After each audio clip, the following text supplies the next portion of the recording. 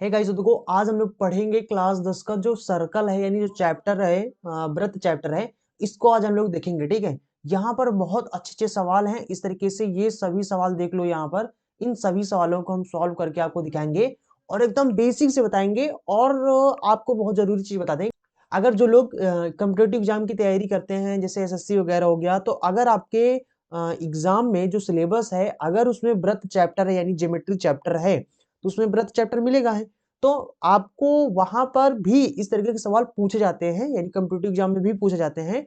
तो मैं ट्रिक भी बताऊंगा, तुरंत सॉल्व करने का ट्रिक भी बताऊंगा, ठीक है। और साथ ही साथ मैं बेसिक भी बताऊंगा क्योंकि जो क्लास 10 में है वो बेसिक ही तरीके से लगाया जाता है, इसलिए बेसिक भी बताएंगे, ठीक है। तो दोनों लोगों के लिए बेनिफिट होगा, क्लास 10 के लिए और जो कॉम्पिटेटिव एग्जाम की तैयारी कर रहे हैं उनके लिए भी, ठीक है। तो चलिए देखते हैं। अब यहाँ पर सबसे पहले इसकी बेसिक समझ लेते हैं।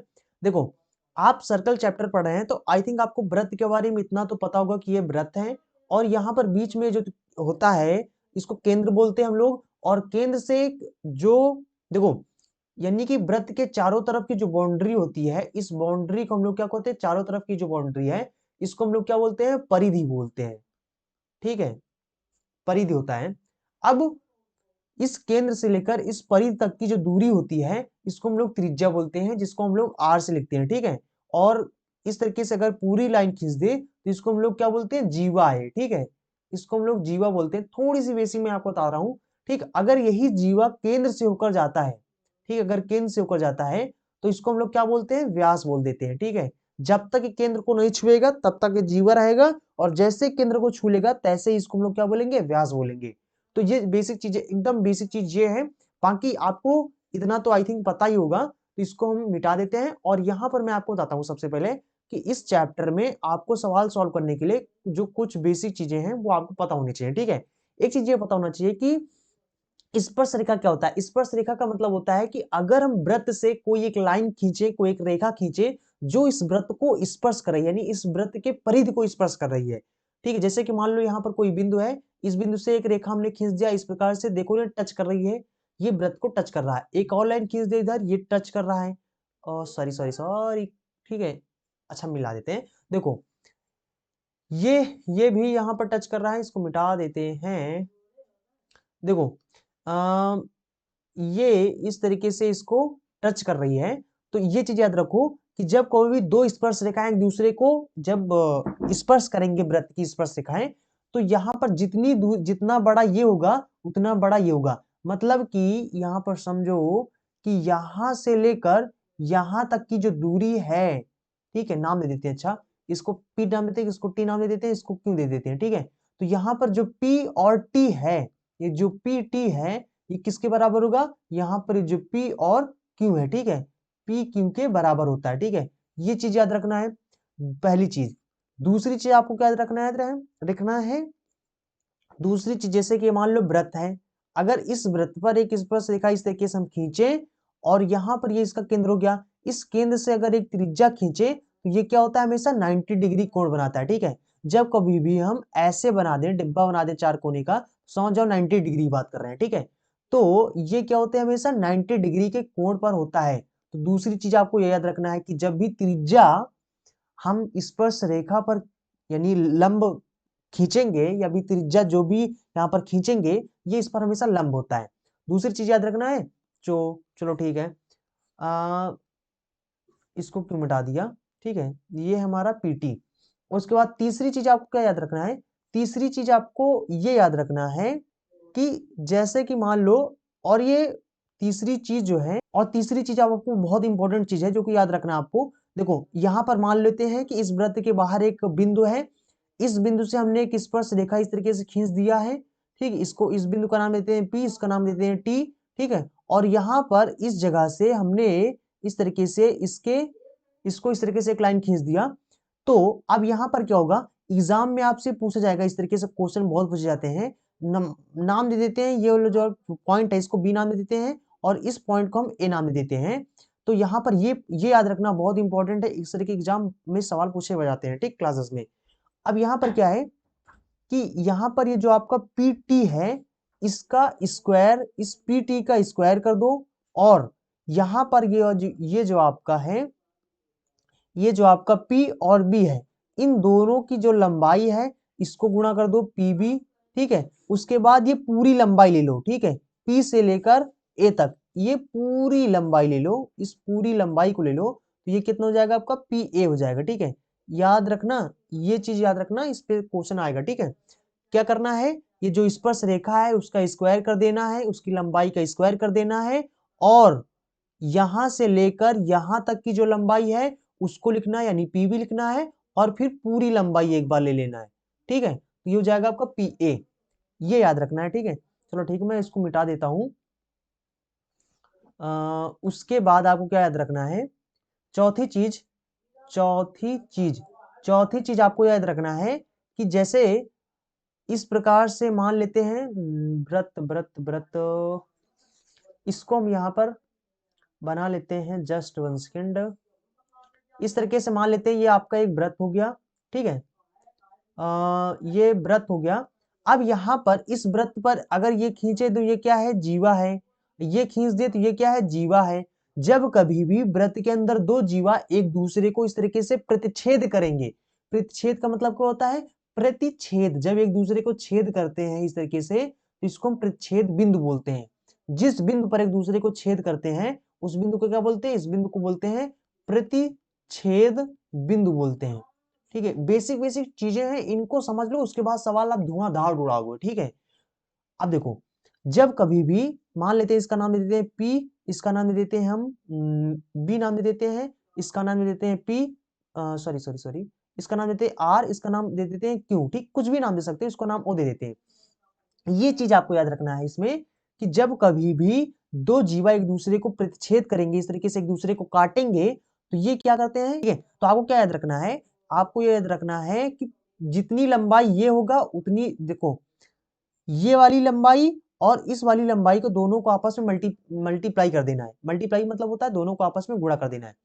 इसको कैसे, इस तरह के भी सवाल आपके काफी पूछे जाते हैं, ठीक है, काफी सवाल कक्षा 10 में देखने को मिलते हैं। तो आपको क्या करना है, आपको P और O जो है, ये जो आपका P और O यहां से लेकर यहां तक जो आपकी दूरी है, इसको और प्लस में O से लेकर B तक, यानी कि यहां से लेकर यहां तक, ठीक है, इसको आपस में मल्टीप्लाई कर देना, यानी कि O और B इसको बराबर, और ये होता है किसके बराबर, R और O, यहां से लेकर यहां तक O और R गुणा कर देना है, यहां पर जो O और आपका Q है, ठीक है, इसको इसको आपस में मल्टीप्लाई कर देना है, तो ये बराबर होते हैं, O और Q के बराबर होते हैं।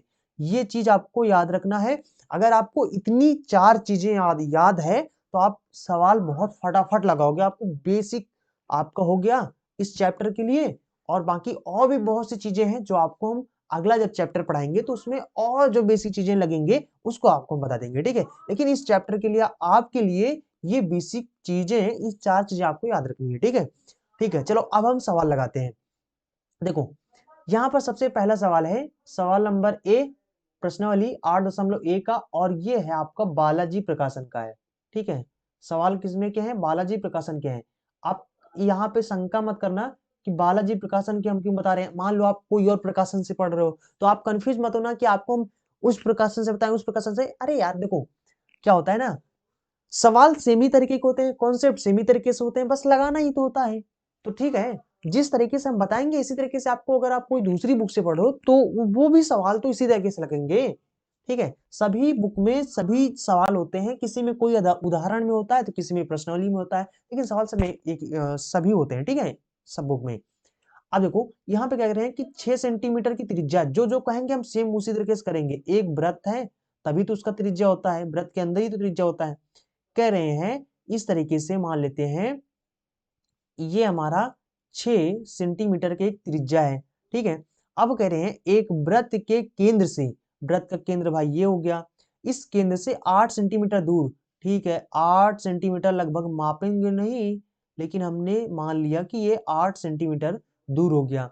एक बिंदु है, इस बिंदु की बात कर रहे हैं, इसका नाम चलो हम P दे देते हैं, ठीक। इस बिंदु से खींची जाती है एक स्पर्श रेखा, यहां से एक स्पर्श रेखा इस तरीके से हमने खींच दिया, ठीक है, इसको नाम दे देते हैं टी।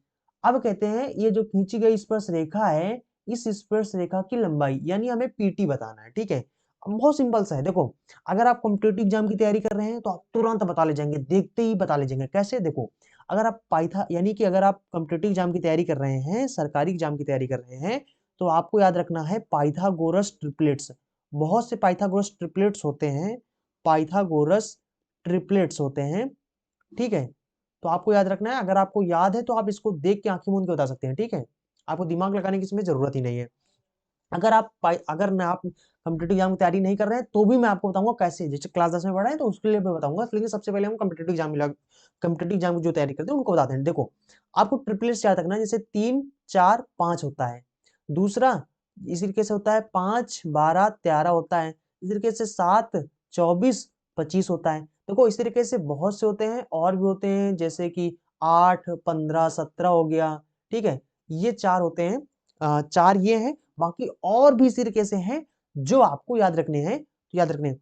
लेकिन ये 4 जो होते हैं कॉम्पिटिटिव एग्जाम में बहुत ज्यादा इस पर सवाल आते हैं, इसलिए इन 4 को तो एकदम रट के जाना है, एकदम रट लेना, ठीक है, एकदम मुंह पे होना चाहिए। अच्छा, अगर हम इनमें किसी से गुणा कर दें, जैसे मान लो इसमें हम 2 से गुणा कर दें तो कितना हो जाएगा, सब में गुणा करना है 2 से, तो 2 त्याही 6 हो जाएगा, कामा 2 चौको 8 हो जाएगा, ठीक है, और 5 दूना 10 हो जाएगा। तो यानी कि ये ट्रिपलेट्स होते हैं। ट्रिपलेट्स का मतलब होता है कि अगर कोई पाइथागोरस प्रमेय है, अगर उसका लंब 6 है, और या फिर मान लेते हैं उसका आधार मान लो 6 है, और ये मान लेते हैं 8 है, तो उसका ऑटोमेटिक समझ जाओ कि जो सबसे बड़ा होता है वही हमारा कण होता है। तो ये जो कण है वो आपको कितना हो जाएगा, 10। तो ऑटोमेटिक आप 10 लिख दो कि ये आपका 10 होगा, कण यानी 10 होगा। या फिर चाहे जो हो, ठीक है, या फिर आपको ये 6 सेंटीमीटर हो या 8 सेंटीमीटर हो, तो सीधी सी बात है, ये तीसरी वाली जो कण है आपका वो 10 सेंटीमीटर होगा।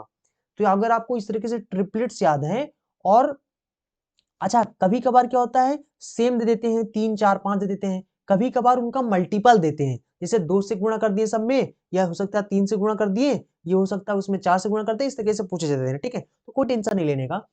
अब यहाँ पर यही कॉन्सेप्ट यूज किया गया है। देखो, अगर आप यहाँ पर देखो तो देखो ये आपका 8 सेंटीमीटर है, ये आपका 6 सेंटीमीटर है, कोई भी लंब हो सकता है इसमें से, इसको कंफ्यूज नहीं होना, कोई भी आपका आधार हो सकता है, कोई भी आपका लंब हो सकता है, ठीक है, इनमें से। तो लेकिन आपका कण तो सेम ही होगा। तो देखो यहाँ पर ये 6 सेंटीमीटर हो गया, ये 8 हो गया, तो ऑटोमेटिक समझ जाओ ये 10 सेंटीमीटर होगा, ठीक है। अगर आप यानी कि अगर आप कॉम्पिटिटिव एग्जाम की तैयारी कर रहे हैं तो ऑटोमेटिक ये 10 होगा। अगर आप कॉम्पिटिटिव एग्जाम की तैयारी नहीं कर रहे हैं तो देखो मैं आपको बताता हूँ इसको सॉल्व कैसे करना है, ठीक है। तो ये आपका कण हो गया, ठीक है, ये आपका कण हो गया, आपका लंब हो गया, आधार हो गया, ठीक है। अब देखो ये आपका मान लेते हैं आधार हो गया, ये काम हो गया, ठीक है। तो देखो देखो पाइथागोरस प्रमेय क्या होता है, ये मान लेते हैं आधार हो गया, ये मान लेते हैं लंब हो गया, एल फॉर लंब हो गया, और ये जो आपका कण हो गया, कण मतलब के फॉर कण हो गया। तो ये यहाँ आपको पाइथागोरस प्रमेय याद रखना है कि कण का स्क्वायर बराबर लंब का स्क्वायर प्लस में आधार का स्क्वायर होता है, ठीक है। अब यहाँ पर हमारा यही पाइथागोरस प्रमेय यहाँ पर यूज होगा। देखो हमें यहाँ पर क्या नहीं पता है, हमें यहाँ पर कण नहीं पता है, ठीक है। अगर हमें कण नहीं पता है तो हम क्या करेंगे, इसका स्क्वायर कर देंगे, इसका स्क्वायर कर देंगे, इस कण के बराबर कर देंगे। तो हमें लंब पता है, आधार पता है, तो यहाँ पर हम कर देंगे 8 का स्क्वायर प्लस में हमें ये भी पता है तो 6 का स्क्वायर कर देंगे। तो यहाँ पर कितना हो जाएगा, 8 × 64 प्लस में 6 36 हो जाएगा। तो ये के स्क्वायर बराबर हो गया। लेकिन हमें तो सिर्फ कण चाहिए, स्क्वायर नहीं चाहिए उसका। तो ये स्क्वायर को हम लोग क्या करेंगे, इधर भेज देंगे, तो बराबर के उस पार जब आ जाएगा तो ये इधर आ जाएगा अंडर रूट में।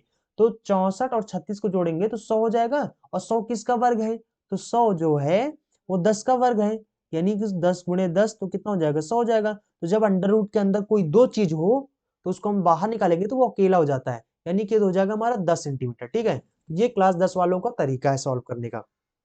आई थिंक आपको पता चल गया होगा, ठीक है।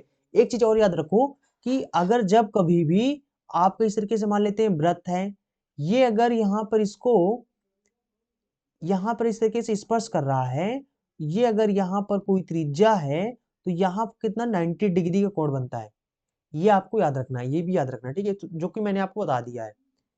चलो ठीक है, अगला सवाल सोल्व करते हैं। अगला सवाल इसमें देखो, ये बहुत आसान तरीके का सवाल है।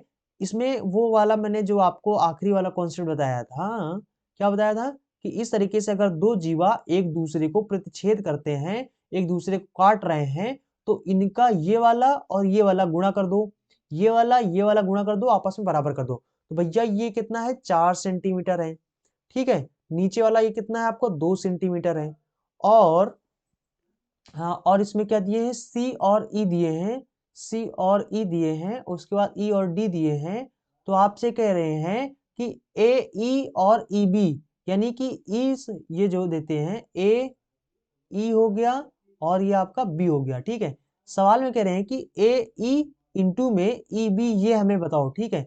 अगर ये हमसे पूछ रहे हैं तो भैया ए ई ये वाली और इन दोनों का जो गुणा होता है वो इसके और इन दोनों गुणा के बराबर होता है।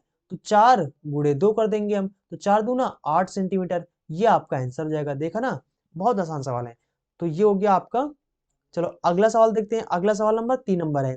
यहाँ पर भी सेम जैसे सवाल नंबर 2 है, सेम उसी तरीके से है। यहाँ पर कुछ मान दे दिए हैं। सवाल में कह रहे हैं कि सी ढूंढो, ये है, ई ये है, ये कितना है 4 सेंटीमीटर है, और ई डी कितना है, ई और डी 2 सेंटीमीटर है। तब हमें ए ई और ई बी के आसन्न भुजाओं वाले आयत का क्षेत्रफल क्या करना है, ठीक है। भैया देखो आयत का क्षेत्रफल क्या होता है, आयत का क्षेत्रफल क्या होता है, लंबाई और और चौड़ाई होती है, जितना चौड़ाई है जितनी लंबाई, इन दोनों का गुणनफल जो होता है वो हमारा क्या होता है, आयत की लंबाई होती है। तो हमें यहाँ पर क्या पूछ रहे हैं, कुल मिलाकर हमें यहाँ पर एग्जाम में पूछ रहे हैं ई डी, ए ई पूछ रहे हैं और ई बी पूछ रहे हैं, ठीक है। ई और बी यहाँ पर बोल रहे हैं ना कि जो ए ई और ई बी जो है, ये जो आयत है, आयत की आसन्न भुजाएं हैं। आसन्न भुजा यानी ये वाली भुजा और इस वाली भुजा को आसन्न भुजा बोलते हैं, ठीक है। तो इन दोनों का मल्टीप्लाई ही तो आयत का क्षेत्रफल होता है। तो हमसे मतलब यही पूछ रहे हैं। अगर ये पूछ रहे हैं तो ये तो सेम सवाल हो गया। तो यानी कि 4 गुणे 2 कर देंगे, तो ये 4 गुणे 2 के बराबर होता है। तो 4 दूना 8 सेंटीमीटर, ये भी सेम सवाल है, ठीक है। अगला सवाल देखते हैं। सवाल नंबर 4, ये वाला कॉन्सेप्ट मैंने बता ही दिया है कि भैया अगर इस तरीके से हो, ये इसको स्पर्श कर रहा हो, यहां से ये जा रहा है, तो हमें क्या करना है कि यहां पर क्या करना है, मान लेते हैं P है, T है, ये B है और ये A है। तो क्या होता है हमारा PT का स्क्वायर, जो स्पर्श रेखा होती है उसका स्क्वायर रहता है, और क्या करेंगे PB गुणे में PA हो जाएगा, ठीक है। तो यहां पर देखो PT का स्क्वायर यानी ये हमें दे दिया गया है 12 का स्क्वायर बराबर PB हमें 8 दे दिया गया है, और हमें PA नहीं दिया गया है। और सवाल में हमसे क्या पूछा गया है, हमें सवाल में पूछा गया है ए और बी बताओ, यानी कि हमें यहां से लेकर यहां तक अंदर वाली जो जीवा है ये हमें बताना है, ठीक है। ये इतनी लंबाई हमें बताना है। सिंपल से निकाल सकते हैं, कैसे देखो। अब यहां पर हम लोग क्या करेंगे, देखो अगर किसी चीज को स्क्वायर लिखा है इसका मतलब है कि उसको 2 बार गुणा किया गया है। तो अगर यहाँ पर 12 का स्क्वायर है तो इसको मिल सकते हैं 12 गुणे में 12। देखो अब यहाँ पर 4 से काटो, 4 दूना 8, 4 तेई 12, ठीक है। 2 से काटो, 2 छंग 12, छतरी का 18, यानी कि पी ए बराबर कितना हो गया 18 आ गया। देखो पी ए बराबर कितना आ गया हमारा 18 आ गया। अगर पी ए 18 सेंटीमीटर है तो देखो पी ए ये वाली जो पूरा है पी ए, इस पूरा की पूरी लंबाई की बात कर रहे हैं, ठीक है। ये जो पूरा लंबाई है ये कैसे है, ये पी बी प्लस में ए बी से मिलकर बना है। ध्यान से देखो इसको मेरे भाई, इसको अगर आप ध्यान से देखोगे तो ये देखो ये क्या है, इस तरीके से देखो, ये जो पी बी है और प्लस में ए बी है, इन दोनों से मिलकर बना है हमारा पी, और ये ए बना है, ठीक है। तो पी ए कैसे बना, पी बी प्लस में ए बी। तो देखो पी ए हमें पता है कितना, अभी निकाला हमने 18, और पी बी हमें पता है, ठीक है, सवाल में दिया गया है, प्लस में ए बी हमें चाहिए, तो इसको हम इधर भेज देंगे। तो इसको जब इधर भेज देंगे, क्योंकि प्लस में इधर आ जाएगा माइनस में, तो ए बी बराबर कितना हो जाएगा भैया 18 माइनस 8 बराबर 10 सेंटीमीटर, ये आपका आंसर हो जाएगा, ठीक है। तो ये ए बी की लंबाई हो गया, जो जीवा आपका ले बी हो गया, ये कितना हो गया 10 सेंटीमीटर। आई थिंक आपको समझ में आ गया होगा। अब देखो अगला सवाल देखते हैं। अगला सवाल 5 नंबर है। ये भी सवाल सेमी तरीके का है, सूत्र इसमें सेमी तरीके से यूज होगा। पी टी का स्क्वायर जो ये है इसका स्क्वायर हो जाएगा, और पी ए का स्क्वायर सॉरी पी ए गुणे में ये हो जाएगा पूरा लंबाई पी बी जो की है, ठीक है। तो रख दो जो सबका मान, पी टी हमें नहीं पता है, इसी को तो निकालना है। तो भैया ये पी ए हमारे पास कितना है 5 सेंटीमीटर, और पी और बी टोटल हमें नहीं पता है ना, अलग अलग दिए हैं तो जोड़ लो पूरा। यहां से लेकर यहां तक 5 है, और यानी ये 5 हो गया, और यहां से लेकर यहां तक पी ए हमारा 15 है, तो टोटल कितना हो जाएगा हमारा पी, और अगर बी पूछे तो टोटल जोड़ लो 5 और प्लस में 15 तो हो जाएगा 20, तो 20 पंचे 100 हो जाएगा। तो हमें सिर्फ पीटी चाहिए, तो स्क्वायर इधर आ जाएगा अंडर रूट में, तो इधर हो जाएगा 10 का स्क्वायर, ये 10 का स्क्वायर है तो ये हो जाएगा हमारा 10 सेंटीमीटर। यानी ये पीटी हमारा कितना हो गया 10 सेंटीमीटर, ये पीटी की लंबाई पूछ रहे हैं, बस आपका आंसर हो गया।